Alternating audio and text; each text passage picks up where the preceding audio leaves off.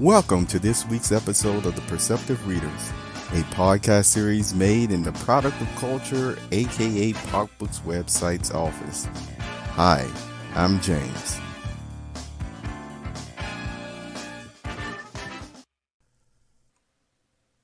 YouTube's Golden Age. Hi, I'm James, and welcome to this Perceptive Readers Podcast. The topics that we're talking about today comes from the article This is Chrissy Costanza, and it's at popbooks.com.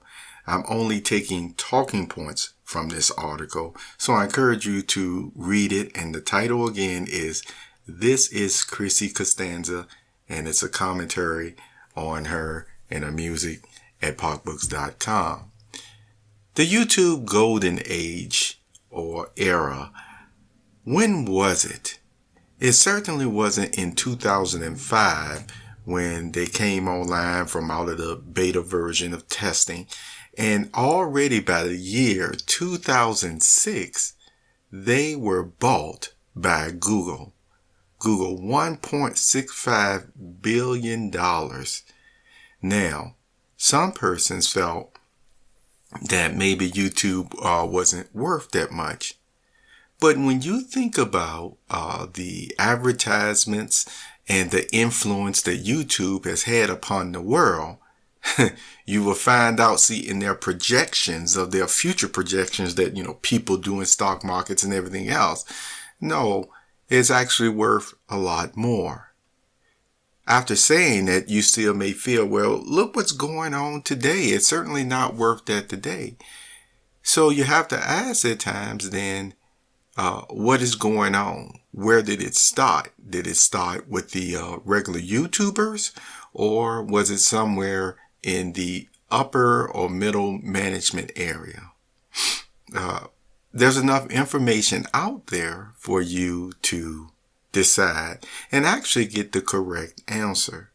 The reason why I won't tell you on this topic or this commentary is because it will go into areas that I said, no, since I have Chrissy Costanza's name in it, in this article and Against the Current, which in this article, it focuses more on why she is so proud, to be the lead singer in the Against the Current band, which I do find funny because to this day, apparently she still hasn't been told she's officially part of Dan and Will's band Against the Current. I just find that funny. They may have told her this year. They better tell her if they know where their golden eggs lay. And again, that's a very light-hearted joke, which rockers should be able to get. But getting right back to the golden age of YouTube, I would, wager and state that it was during the period of 2010 to 2015. You didn't hear about a lot of censorship and unfair taking down the videos.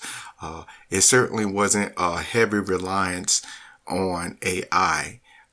Because once again, I've said before, if you got that much money to put into a company, billions of dollars, you certainly can have a well-trained help desk. Yes, they can even communicate with the people on a day-to-day basis. I'm talking, even if you have, let's say, thousands of people sending in emails every day.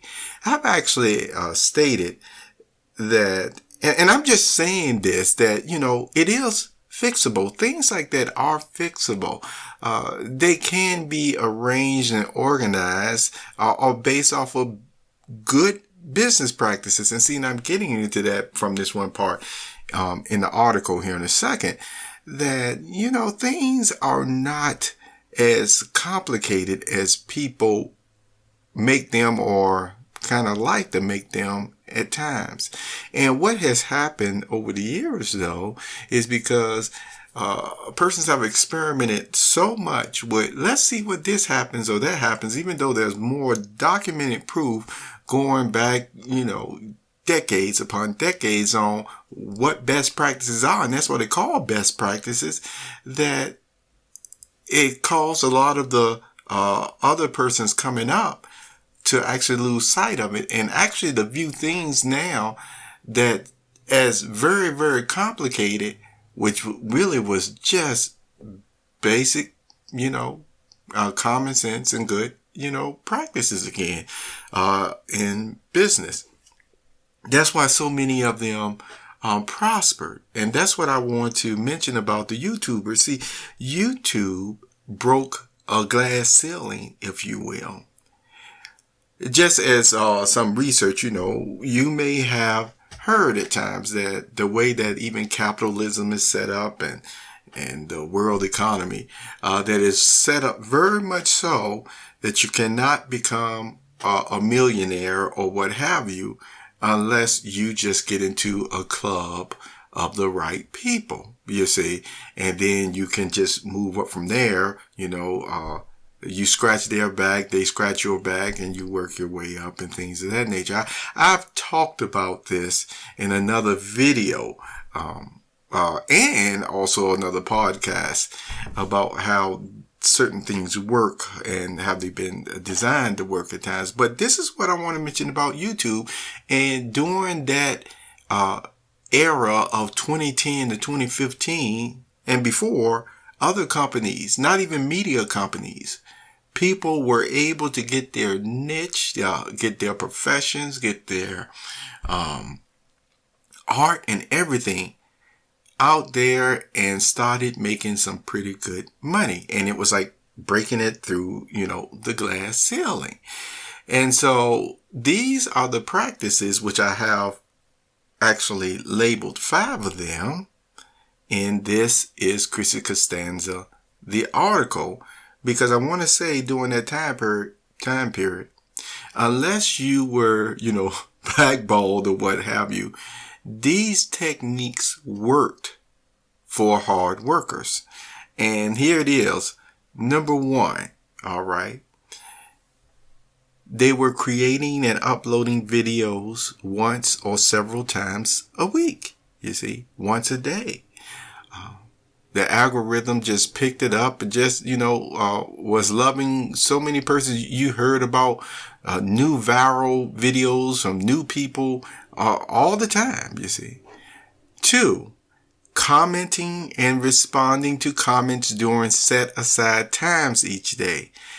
Yes, that was very much encouraged. And see, this is where I get back to, where I was talking about YouTube and the help desk that persons could have and